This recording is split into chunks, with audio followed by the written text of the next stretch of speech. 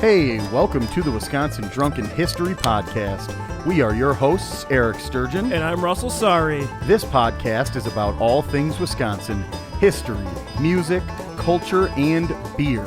Although we don't often use strong language, the content is not intended for young audiences, so listener discretion is advised. If you love the bluegrass music you hear in this intro, please check out Dang It's from Madison, Wisconsin by visiting their website, dang-its.com. Now on to the show.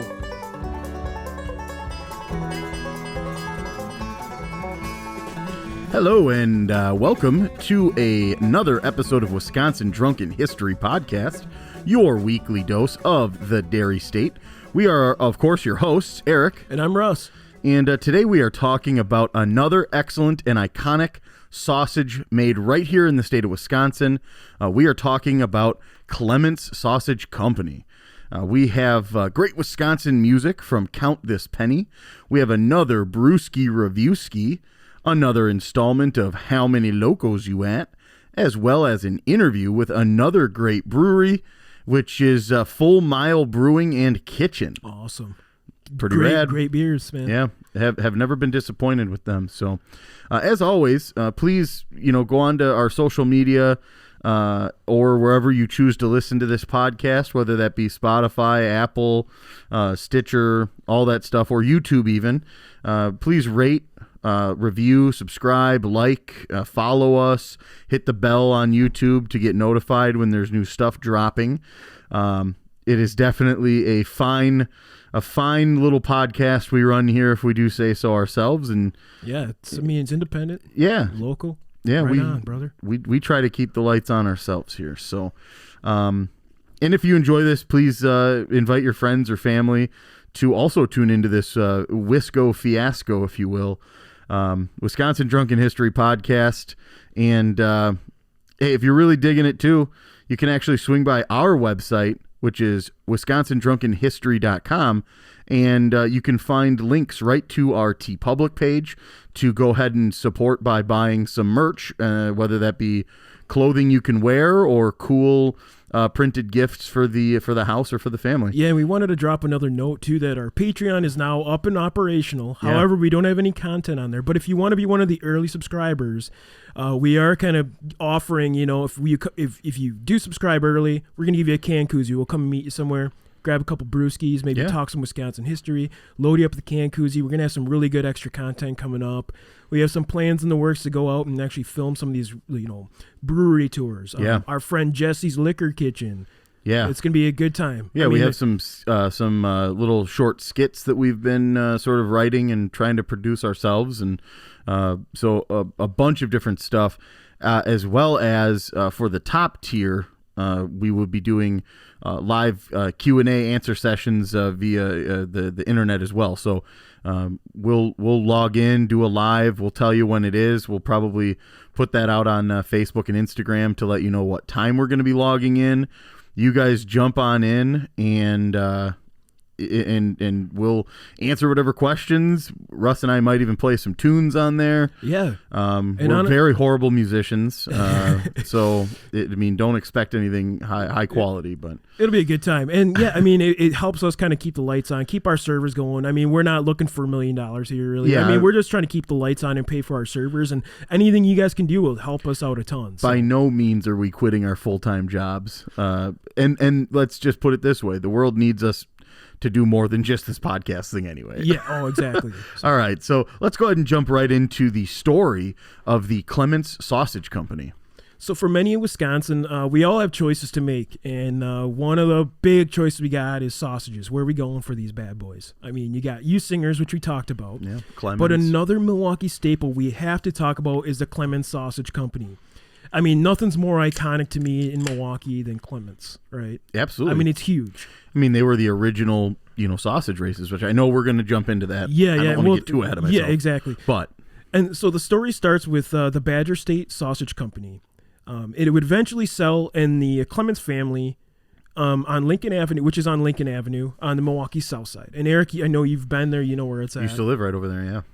And so the three brothers, Ronald, John, George, would all go in and buy this facility, which was the Badger State Sausage Company. The brothers learned the art of sausage making from their father, Frank, who was part owner of the Milwaukee Sausage Company. The brothers used recipes that Grandpa, Frank, had brought with him to America from Europe. The area of Milwaukee has always had a large European heritage, including the majority of Polish and German immigrants, who were all used to having sausage in the old country. So, I mean, what What's a great better than product. sausage in the old country. What a great product to bring with you if there's a market out there for you. So, yeah, I mean, you have a couple sausages here and there. Hey, a Magic Mike situation going on here. Woo. Sausage in the old country. Spinning them suckers. That's a strip club name. Yeah. Sausage in the old country. It's lengthy, but yeah, it mouthful. works. It works. I mean, hey.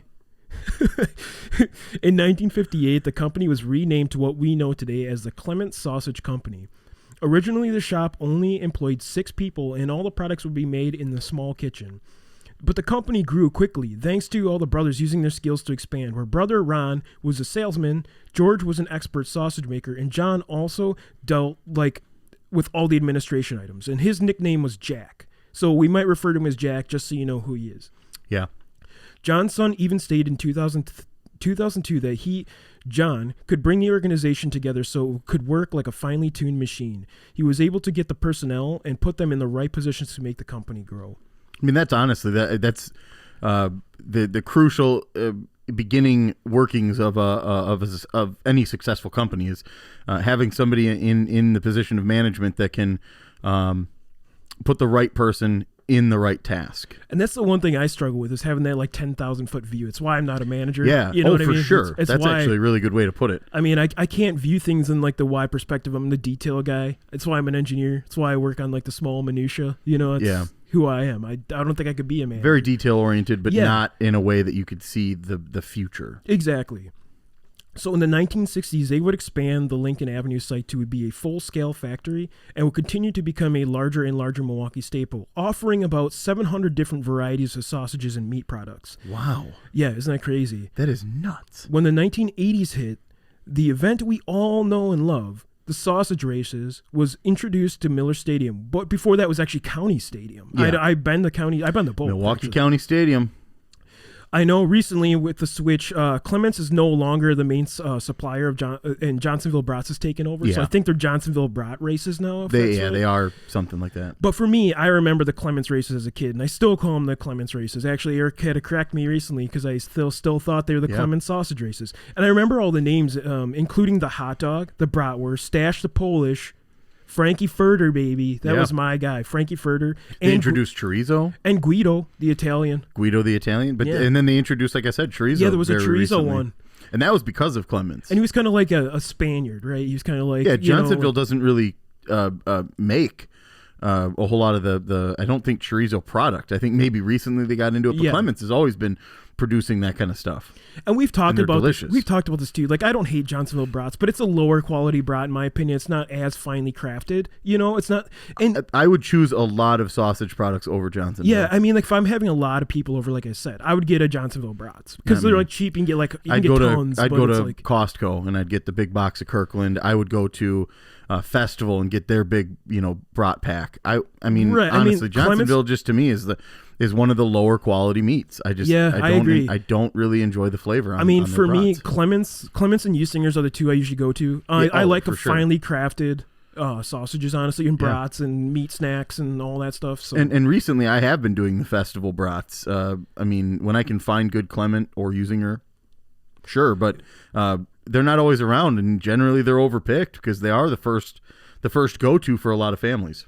And I mean, you've probably heard us previously, and I don't want to gripe anymore because I'm a massive Brew Crew fan, and I don't think anybody loves the changes but hey, what can you really do? It's kind of what it is. For some of those things, hey, just think of recently, the Milwaukee Bucks. The patch on their jersey is no longer Harley Davidson. Yeah, isn't it? It's crazy. It's Motorola now. It's so weird, man. Here's the thing: you got to remember, the companies are providing money in order to get to receive sponsor or that sponsorship marketing in a good placement.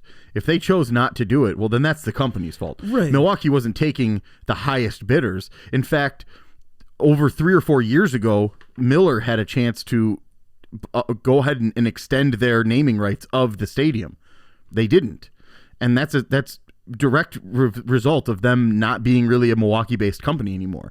The heads of that company are all based out of completely different locations For now. sure. And same with the Klement sausage races. In that case, I think it was a little bit different. I think Klement's probably still wanted to be the sausage company of the stadium. But maybe it was just a higher bidder, situation. There's not a whole lot about this story. It sucks because it's all about money. It's like greed, money. I think in this case it was, but then again, I don't really know because there's not a story about it. Right, and I mean, for me, it's never going to change. It's still going to be the Clements races and Miller. It's going to be a lot of years until I actually change that because I'm so ingrained into me. And growing up as a kid, the nostalgia factor, it's just not changing. And honestly, the most important thing is you're not going to change what you ingest. Yeah, for sure.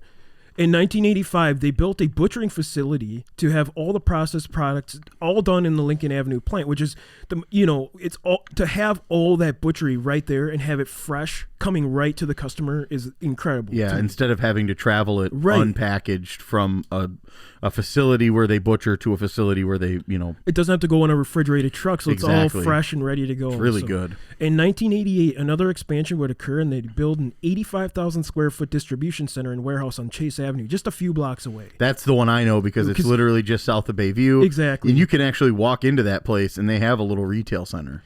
And they also acquired another sausage plant, formerly known as Uncle August Sausage Company in the northeastern part of Milwaukee there. So Old Uncle Augie. Yeah, Old Uncle Aug. The 90s were also a time of expansion where they became sponsors for the Minnesota Twins, Vikings, Kansas City Chiefs, and the Green Bay Packers. I think they're still the sponsor of Green Bay Packers. I believe they are, yes. Also became huge as the Wisconsin State Fair and the Polish Fest, which happens, and actually the German Fest too. So they're main sponsor for those. So yeah, absolutely. And during the 90s, they kept up with the internet boom and actually launched a website in the forefront of the internet in 1995, which is huge. That's huge. It is huge. So they've been keeping up, and I think that's why they do so well is they continue to kind of, they're following the trend before it's, exactly. Like they know something's going to happen. So let's get this out there. Early adopters.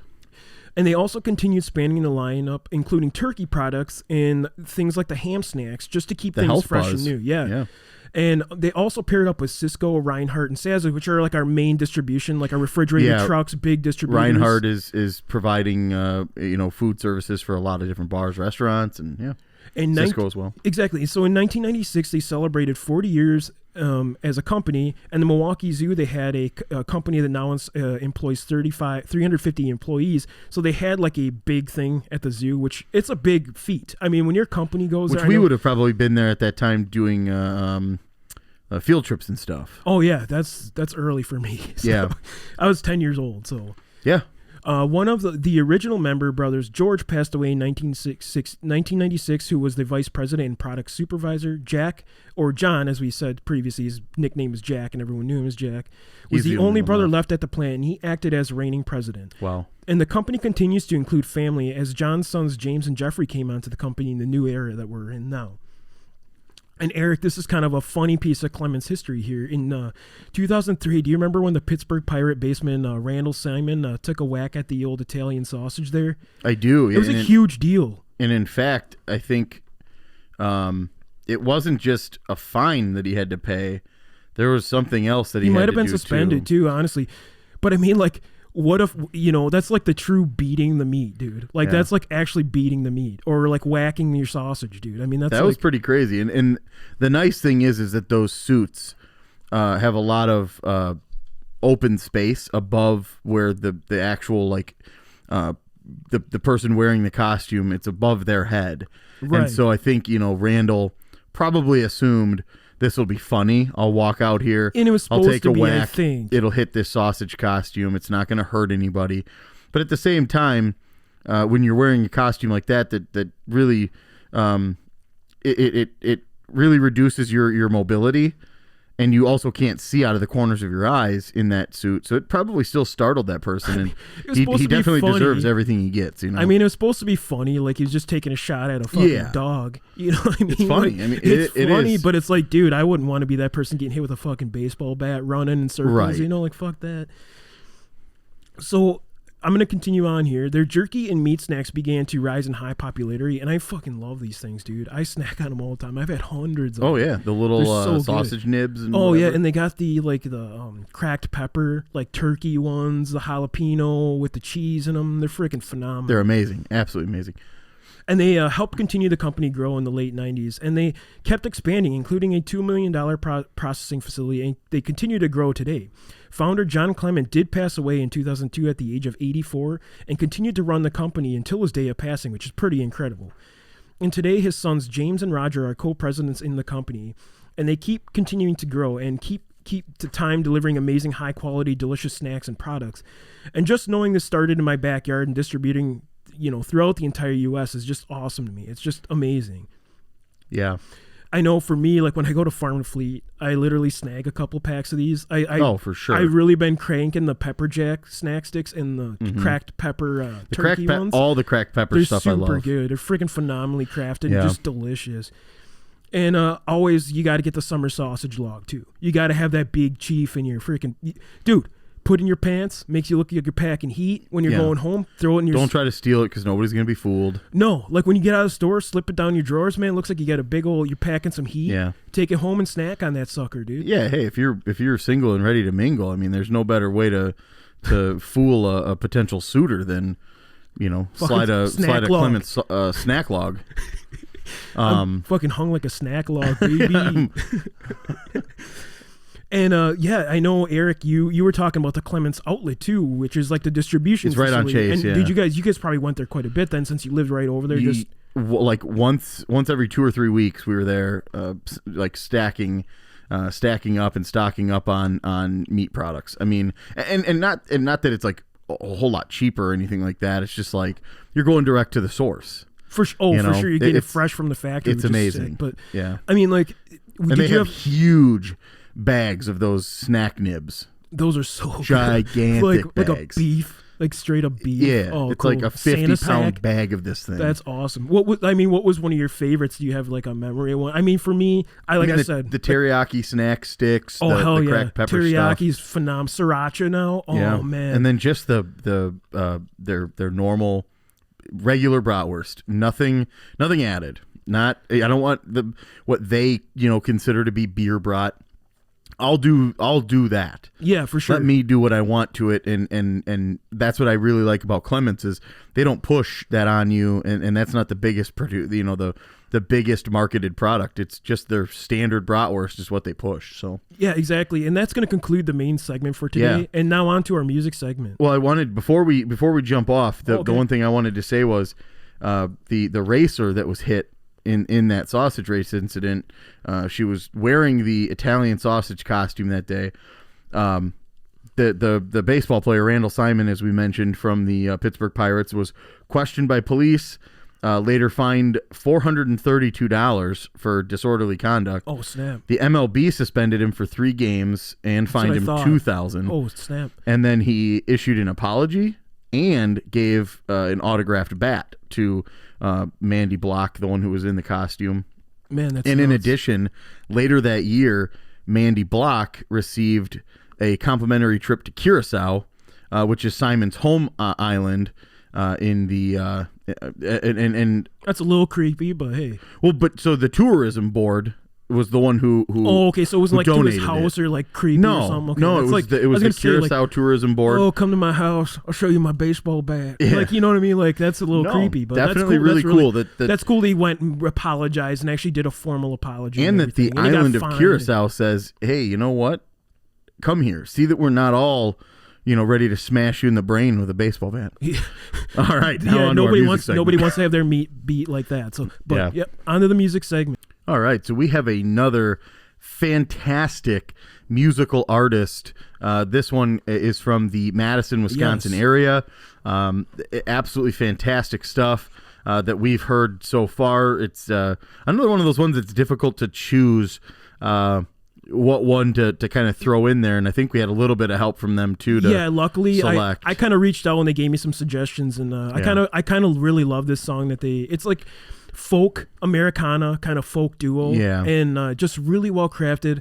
Her voice is amazing. Yeah, it makes me think of Les Paul, Mary Ford kind of thing, but also just kind of that early age of music, 40s, 50s, very good. I mean, you can see there's like a lot of feeling in the song too, which I like. I like when people, like an artist is actually making art, not like we always talk about the modern music where they repeat a word over and over and over again. Like, this is truly from somebody's heart when they wrote this, and you can just tell the craftsmanship is amazing. It's just an incredible song. So this one, the artist is Count This Penny, and the song is Somebody Else's Baby.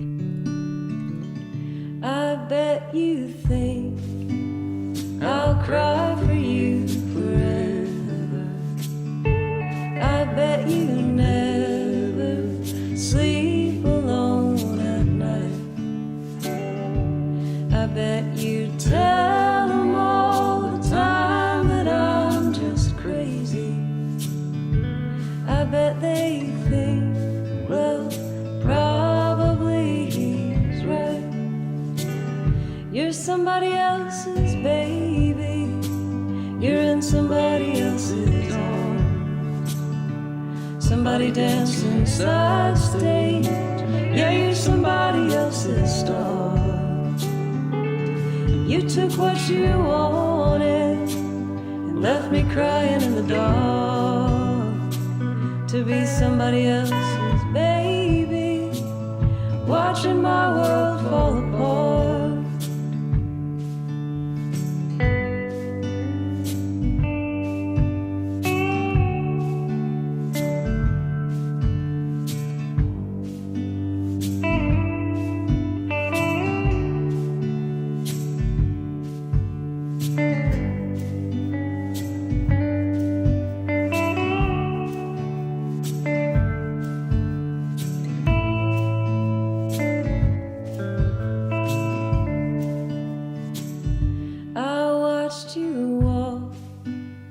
Across a crowded barroom, I watched you smiling to those blinding lights. I watched you weave a web that tangled up the likes of me, and leave me lonely, drunk, and spoiling for a fight. You're somebody else's baby. You're in somebody else's arms. Somebody dancing side stage. Yeah, you're somebody else's star. You took what you wanted and left me crying in the dark. To be somebody else's baby, watching my world fall apart. To be somebody else's baby, watching my world fall apart. How absolutely beautiful! Great song. From the minute it begins, and you kind of hear that white noise of almost like a record in the background, and then as soon as her vocals kick in, it's just absolutely amazing. I love the subtlety. It almost sounds like a nylon string guitar, which I've absolutely always loved when you pair that with the right kind of soft, subtle voice. It's just a beautiful, beautiful. Yeah, and they're really good. I mean, go and check out their Bandcamp, their YouTube. I think now they're moving to the South, so they're not going to be technically based in the Madison area anymore. But that's okay. But, I mean, like I said, being in the Midwest, it's very hard to get your music moving at a faster pace, you know? So it's completely understandable. But again, Count This Penny, amazing band, amazing female vocalist, amazing guitar. It's just all around great music. So. Yeah. All right. So now we have a beverage review for you. This is a beer, and I believe it's from Untitled Art. Yeah, this one's called Finback, and it is a oat cream IPA which is pretty interesting because you don't really think of cream and IPA going Cream and together IPA very don't, well. yeah. It just seems really odd, but it actually works really well. And this one is actually brewed. It's actually a collaboration between Untitled Art and Finback Brewery, thus the name Finback, from Waunakee, Wisconsin. And this one's coming in at 7% ABV. It comes in a 1-pint can, and it's brewed with Citra, Mosaic, YET, and Galaxy hops. And YET I've actually never heard of. Yeah, that one's kind of new to me. But the cool thing about Untitled Art, their can is like features an art in the background. Oh, and yeah, it's and they cool. put their name in there. The artwork on this can is actually provided by Heather Hailstones, and she has signed it and everything. The cool thing is about this one, it's like creamy and it's bitter at the same time. Like it's weird. It's a weird collaboration, but they're working really well together. Like you're getting like a little sweet up front back finish, but you're also getting that bitter from the hops coming through, really heavy. I mean, It's a very sweet bitterness that I taste right off the bat, and then like you said, it just kind of has that thicker creaminess. Yeah, you're getting like the that texture. oat cream to it, like when you have like a cream ale or something along those lines. And it's weird that they made these two work, but they actually come together really well. And it's very tasty. This is very refreshing too. It's got a really, really nice kind of tangy bitterness to start, and you start to notice that sort of full-bodied creaminess to it, which is really cool. And I can really taste the Mosaic, and the Galaxy too. But I mean, I don't know. I'm definitely getting Galaxy because we've had a bunch of beers on the show. That really feature that are Galaxy heavy, and it's tough to describe. It's almost like a fruity hop. It's not citrusy. The citrus there, and you can taste it. But Galaxy's almost like this blackberry kind of fruitiness. Yeah, and I don't know if any of you have had a lot of Untitled Art, but the one cool thing about Untitled Art is they have a lot of different beers, but they also make like waters. They make like NA beers, like seltzers, which is nice for waters, people that NAs, don't want to yeah. get drunk. They still want to enjoy the flavor of the beer. They're just a phenomenal brewery. I love everything I've had by them. This one I found actually was at Festival. So if you want to go and pick it up, definitely do it. It's called Finback again. And that's where I've seen Untitled Art as well, is mostly at the Festival Foods. And you're going to notice their cans because they feature this really cool artwork on like every can. And they stick out. They stand out. They have like this... They look like an art museum piece that you'd see on the wall, you know? They got this really nice, crisp, like Helvetica font type logo, and it stands out, and it's just phenomenal. And I highly recommend you guys go and check this one out. Again, it is Finback Oat Cream Ale, 7% ABV, and like we said, we found this one specifically was at Festival, so go and pick it up. Yeah, definitely a really, really, really good beer, and as Russ mentioned, they're sort of becoming one of those beers that I think we're gonna have to do a few more reviews because there's so many out there. Oh, for sure. And I think this is our first one that we featured on the show. Yes, it is. But I've had multiple. Yeah, I definitely have tasted some, but I'd like to be able to record our review of it too. Yeah, and it's cool that they like balance two flavors that normally don't go well together, but they actually did it in a very good fashion. It's tasty. It's like not overly carbonated, smooth. It's a smooth drinker. And 7% ABV, a little high, but hey. Grab a seat, gather round, join us for a chat. How many locos you at? All right, folks, you know what that means. It's the time for the How Many Locos You Wet? Ow. Ow. Freak out. She's a freak. Yow. All right, so this particular story is neat. It is a story of a lovely lady. Just kidding. A man who parked his car right outside the front door of a Western Wisconsin sheriff's office was arrested Sunday afternoon on suspicion of driving under the influence. His eighth The Ocho, offense. baby. The Ocho. ESPN, the Ocho.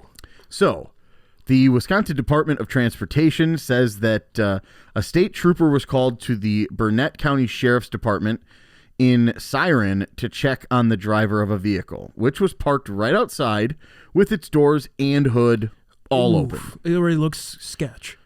If you want to not draw attention, you might want to leave all your doors and your hood and everything shut.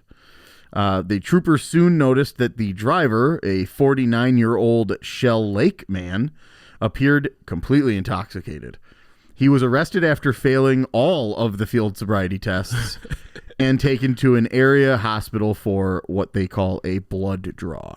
So we don't have a ton on this one either, but we do know he's dumb enough to work on his car in front of a sheriff's department. I don't think he was working on his car, man. His hood was open though. I mean, I think he was like trying to showcase it. Like, check this shit out. Hey, I'm drunk. Look at this. Check it out. Working on my car. This has got 4 doors, and guess what? All of them open. And then what? Look at this. Hidden compartment in the front. They call that a hood. Engines in there. 4 doors and 4 pints, baby. Yeah, this is yeah, I don't know. I mean, that's bold. 49 years old, parked in front of an officer's home, or it was actually in the sheriff's county office, right? It was the office, right? Yeah, he literally parked right outside of the sheriff's office. Yeah. 49-year-old outside the sheriff's department. 8. Hood's open, so it already looks sketch. 8th offense. 8th offense, so he's a veteran of drinking. He's not like, I mean, he failed all the sobriety tests, so he's up there on the local level. I don't think he has to be. Yeah. I mean, I think I have a number on this one. I don't know about you, Eric. I think I have a pretty good number on this one, and I don't think he's quite the pass out. So I kind of have my number. Yeah, I'm settled. I think I know exactly where I want to land here.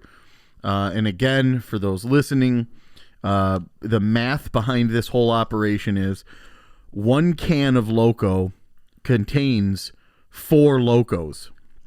Thus the name, 4 Loco. So if you are at a 1 can, that's 4 Loco. Right. Half can, 2 Locos. Exactly. 2 cans, 8 Locos. Exactly. So just to keep in mind how we do this mathematical equation here. Russ, you've settled on a number. I've settled on a number. Mine. Let's go ahead on 3. Let's deliver our result. Okay? Sounds good. 1, 2, 3, 12. 10. Okay. Yeah, I think we're kind of in the same boat here. I think of 3 cans. I mean, he's doing dumb stuff, but he's not quite the 16 where you're probably going to be down and out, right. you know? So, like we've stated in the past, 16 definitely lands you in. It's on the ground. You're definitely not. You're stumbling really, really badly, if even able to support your own weight. So the idea here is he's not there yet, because he's outside the vehicle. He's doing things, and he didn't crash. But that's kind of the idea of where we're at here. So you said 12, I said 10. we're going to meet in the middle here. Yeah, we're going 11. Let's make it an Loco. 11, and I'm settled. That's an odd number, Loco. Hit it. All right, today we're here with CJ from Full Mile. CJ, how you doing? Not too bad. Thanks for having me. Yeah, thanks for coming on. And we just wanted to find out, can you give us a little history about how Full Mile got started? Just a little background on you guys. Yeah, you bet. So we opened in late December of 2018. So my business partner, Nate Kinderman, and I, we've known each other since we were probably 13 or 14 years old, 7th grade. Wow. That's pretty cool. Awesome. Yeah. We go a ways back. But so, we grew up together in Oregon, south of Madison. Yeah. And we just kind of, through high school and everything, we're friends. And then college, we kind of split and went our separate ways. Nate was during college, he was also attending bar, working in restaurants and that sort of thing. And college and after college, I was home brewing and just getting into craft beer quite a bit. So back and forth, we would see each other after college for a little bit, in class reunions, that sort of thing. We would get together out for a beer. And he knew that I was into brewing. I knew he had some restaurant and tavern experience. So we kind of just started casually talking about, we should do something down the road, and that was over beers, and you know how that usually goes. Always, Nothing really ever comes of it. Yeah. Normally that is the case. But in this case, for once, something eventually did come of it. So fast forward a few years, and it was 2014 that I left the job that I was at, doing graphic design and marketing, some web design and that sort of stuff. Nice. wasn't. It was a great job, but It's that monotonous thing, right? You know. Yeah. Sitting at a desk. Yeah. Oh, Right. man. Right. Oof. Yeah. Yep. I think a lot of people can probably relate to that. Yeah. Yeah, Definitely. it's pretty brutal. It's like a cow. It's like a cow stall. Honestly, when you go to Yeah. work and you just like Yeah. divide off in your stalls. Yeah. It's how I Yep. feel. So. Yep. So I left that job. I had, we had incentive to get something going. So I started talking to him. We decided, let's do this. Let's figure out how this is going to happen. So that was 2014. Back and forth, wrote a business plan, got funding, ordered equipment, got a bank loan, all that sort of stuff. Yeah. So, that started in 2014. We finally got the doors open downtown Sun Prairie in December of 2018, just the week before Christmas. We had this vision for, craft beer, but also food being a really strong component of it too. And that's where the And Kitchen part of the name, Full Mile Beer Company and Kitchen, was important to us, because sometimes, beer-centric places, the food is sort of an afterthought. Yeah, exactly. So we didn't want that to be the case. Nate had some restaurant experience, some really good restaurant experience, and kind of understood that the food aspect was very important, and I agreed. So, we wanted to have this holistic, great, just you walk in the door, it's a great experience. It's a really nice space, really great beer. The food complements the beer, vice versa. That was what we set out to do. And like I said, we opened the doors December 18th of 2018. That's awesome. And no small feat, right? It's it's leaving everything that you're used to and just sort of, uprooting. And like you said, it does take time. I mean, you said you got the process really started in 2014, and it took you, all until 2018 to really open up the doors and stuff, which is it just goes to show you it's not something that's fly by night, and either is your beer either. I mean, it is absolutely an amazing product. So yeah, thank you. And leading into that, CJ, is there a new beer you recommend us trying or coming to check out when we get up to the brewery there? Sure, we've actually got a good handful of some returning seasonals, and some actual new to us beers as well. We just brewed a Hefeweizen, a traditional German Hefeweizen. Yum. It's always kind of we look forward to that. It usually releases early May. We look forward to that every year. So we just brewed the first batch of that. It just went on tap 2 weeks ago, I guess now, probably. Just a really, I don't know. I personally really like that style of beer, and our brewer Bill, I think he definitely nailed that.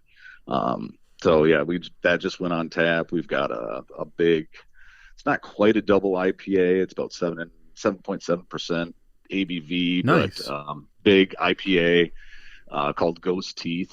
Nice. Cool. It's hopped with Citra, Talus, and Mosaic hops, and it's this really just super juicy, dank, grassy, kind of gnarly IPA that sells very well, and it's a great beer. That one's on tap most of the time. The Hefeweizen will be on pretty much throughout the whole summer. Awesome. It's pretty neat, the Talus hop. I've actually never tried that one, so I'm pretty excited to come up there and give it a shot. I mean, obviously the other two we've used in like single malt, single hop, just to kind of get that flavor, but that's a new one to me, so I'm pretty excited. And Bill is relatively new to the brewery as well, right? Yeah. Bill is our new brewer that started about, I guess he started the end of March. Our brewer that was here when we opened, he was here for about 2 years, and took another position at a bigger brewery around here in early March. And so Bill, we put an ad out, and that afternoon that we put this ad out, we were talking to Bill. Bill Morgan is his name. He comes from the Blind Pig Brewing down in Champaign-Urbana in Illinois. Oh, sure. Yep. I know that. Yeah. So he brewed down there for about a dozen years, but he's got Awesome. nearly 30 years of brewing experience under his belt. Damn. So he's not he's a new brewer for us, but he's He is not new to the game, that's for sure. He's a malt veteran. Yeah. So. He's a malt veteran. Yes. That's yeah. awesome. Yeah. He would agree with that. Yeah. Awesome. So yeah, he's working out great. He's got a couple months under his belt right now. So it's so far so good. But And as Oktoberfest aficionados, we heard you guys have an Oktoberfest coming up. Can you just give us a little rundown of what's going to happen? yeah, we're planning just kind of it's going to be a little bit based on what we can do COVID restriction wise, if they're what things are looking like in mid-September. We'll have to see how that goes, but we, like Hefeweizen in the spring, we get pretty excited to brew Oktoberfest in the fall. So that'll be coming out, early September. We'll do a couple batches of Oktoberfest, and I shouldn't say last year, 2020 we didn't, but 2019 we had the polka band in, and we had a couple other bands in, and just ran some really German beer hall food specials through the kitchen for our Oktoberfest. It's usually that third week in September that we'll do it here. So I think that's around the 19th of September or something like that. We'll be doing something like that and try to our kind of small personal spin on Oktoberfest and in downtown Sun Prairie. Awesome. It's great. My birthday always falls on September 13th, so it's the perfect time for Oktoberfest. Yeah. It's always to grab beers Oktoberfest, and celebrate. Sure. It works out great every year. So. Yeah, that's not such a bad problem to have. No. And so before we let you go, we wanted to ask you a few questions to find out how Wisconsin are you, and maybe see if you've done some of these, or if you can maybe point us in the right direction, and for some of them. So the first one I got, have you ever eaten a squeaky cheese curd? Of course, yes. I mean, that's a Wisconsin. Probably just within the last week, as a that's what I was gonna say. I just had one last night. I got some bad boys. I'm still waiting to have one today, but I will. I got some of those. I got some of those bad boys in the fridge right now. Just waiting. Ready to go. Yeah, always. That's Wisconsin. That's very Wisconsin. This one is a little tough. What do you consider to be up north Wisconsin, or up north there? Up north, man. Oh yeah. Well, probably. North of Highway 29. Nice. Yeah, good. And living down in Madison area for, all my life pretty much here. Once you get up to that Wausau area and Highway 29 kind of dividing the state, north and south, that's kind of, to me, that division. Once you pass Wausau, I think I agree. Into the Northwoods, Yeah, I highly agree with that. It's like when 51 goes down to one lane, you're up in the Northwoods. Well, that's what I was going to say. It's bad. It's small. There's a real noticeable spot where it's like you're on a highway, but there's also cars that can go across. Yeah, that's like up north. That is the up north area. When you start seeing that, you're right. Yeah. For sure. I was okay. So the next question I got: have you ever been to Summerfest? And do you have a memorable band that you saw there? Oh. Summerfest, yes. Have been quite a few times, not any recently, not probably in the last 10 years. You weren't missing anything in the last 10 years. So. Right. Yeah. Oh, I got young kids too, so that definitely puts a Justin Bieber and stuff. I missed him. No, good. I'm trying to think. I saw Wilco there. Hell yeah. Wilco's good. Yeah. Love Wilco. Yeah. So that, I don't know if that was off the top of my head. I'm trying to think.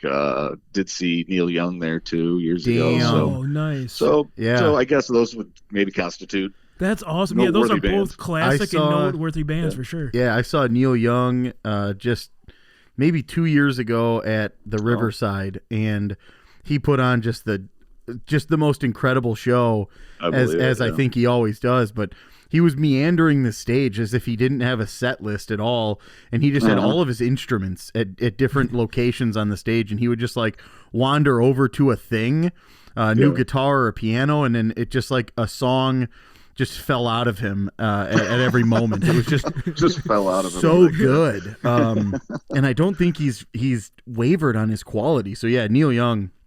I'm really glad that you mentioned him. Yeah, I like Neil a lot.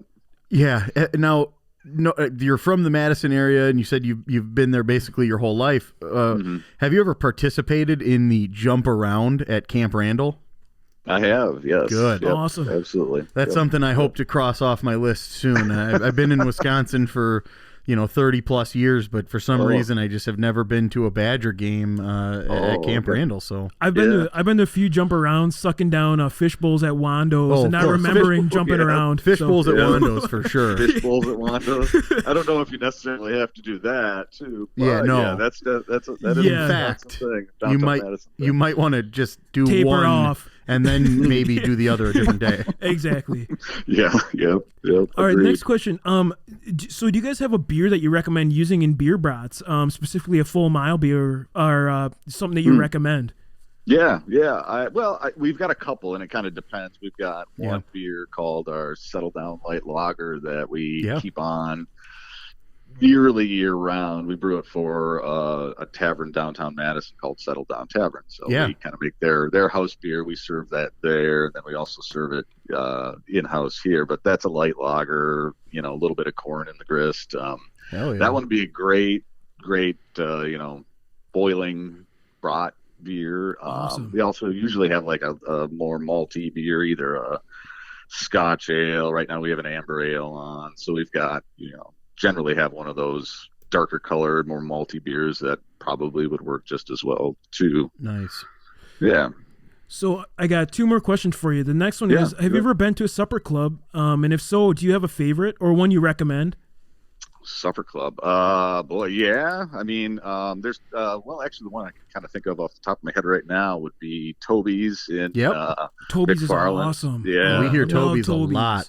That is a good one. I believe that. Yeah, that place is I think it's kind of the quintessential Wisconsin supper club, You order at the bar and it's all ready for you. Drink your old fashions until they get your table ready, and then you sit down and eat, and then go back to the bar. Yeah, they shove food in your face when they finally get you there, and then back to the bar. Yeah, afterward, get another another old fashioned. Yeah.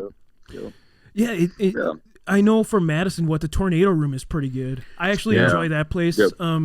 Toby's is always my one of the number ones. Besides, I mean, if you got the money, Ishnala, obviously, it's kind of the one right over the lake. If you can get in, it's pricey, and if you can get in, closed that's the in whole the winter thing. and stuff. So, but Toby's is always number 2. I love Toby's. One of my favorite. There's just far too many, and then some that aren't even considered supper clubs on the map either. So it's crazy. I mean, the hidden gems, those are the good ones. Yes. The one by my house, Dingaling, which is like the smallest place, they're on the map. Unsuspecting place, though. It's like literally looks like somebody's house. Yep. But it's like, it got the brown walls, got the taxidermy. It has the whole everything you need for a supper club in there. So when you walk in there, you know what you're getting. Right away. Yeah. Because there's usually a few locals at the bar who've been served one too many all of a sudden by 4 or 5 o'clock. And then it's dark and you've got the mood lighting at your table, and it's beautiful. It's a beautiful thing. Tom over there hitting OF6, which is an old fashioned. It's number 6. Yeah. So that's his X6. OF6. All right. OF6. I like that. So besides Full Mile, do you have a brewery or a brewery tour we should check out? And it doesn't have to be in Wisconsin. Like one of your favorites that you've been to, or you really look up to. Like a tour, you say? Or it could be a tour or a brewery or, a place that you really look up to as like a influence for you guys. Yeah. Well, I mean, if we're talking tour, the Lakefront Brewery tour is hands incredible. down. But So good. Extra points for saying that. Yeah. Yeah. That's phenomenal. Love it. Absolutely. I've done that a few times and probably should do it again soon. But I'll meet you there. Like, it's a date. Well, in Madison area, Working Draft is one that we, we're pretty good friends with those guys, and they make some great beer. There's a lot of great breweries in the Madison area. It's hard to single out one, but they kind of are the one that comes to mind first. Rock County Brewing down in Janesville. Oh yeah, sure. John Rocco, the owner down there. Yeah, I used to buy all my ingredients from John when we first started homebrewing. When he used to own the store, he used to own the farmhouse store, but he ended up getting rid of that. But now it's just Rock County Brewing, and they make great beer and good people. Yeah. I like their beer quite a bit. Boy, I'm trying to think. I like the beers that Funk Factory makes here in Madison. Yes. Spontaneous fermented beers. Yeah, that's a lot. I mean, that's a kind of a loaded question. No, It there's always is, there's yeah. so many. It's hard to say, especially, you know, we've been to some outside of state, but like Lakefront, you can't compare to that tour. I mean, New Belgium maybe was comparable because of all the stuff that you do. Oh, okay. But other than that, I think Lakefront hits that brewery tour. They got that thing on lockdown now. I think it's so solid, like you can't do anything, you know. It's like the River West, beer that they make. It's just like it's the River West Stein beer. Yeah, it's so clutch that it follows true with their tour as well. So I mean, unless you could hire a guy like Chris Farley, like you're not gonna beat Lakefront out because like it's so good. If you're looking for a Chris Farley impersonator, I can do a hell of a motivator. So yeah, you could do. He's a Matt Foley. Matt Foley. Yeah. Matt Foley. There you go. Yeah. Yeah. Awesome, CJ. Thank you so much for all your time today. We really appreciate it. We can't wait to get down there. We'll come up and see you. Yeah, hopefully we can maybe come and do like a little personalized tour or something. You can show us around and teach us a little bit about some beer. And we'd love to see you guys. Happy to do it. Yeah, just let me know if you're in the area. We can make it happen for sure. Awesome. Thank you, right. CJ. Thanks again, and hey, have a good rest of your weekend. Thanks. You too. All right. Bye. Bye.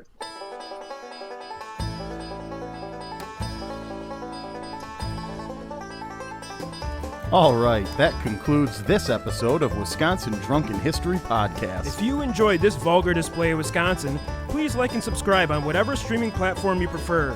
And remember to hit the bell on YouTube to be notified when we release new content. Also, if you have any suggestions or ideas for future episodes, please send us an email at widrunkenhistory@gmail.com or head over to our Facebook and Instagram pages. Thanks again for listening, and remember, as always, Watch out for deer on your way home.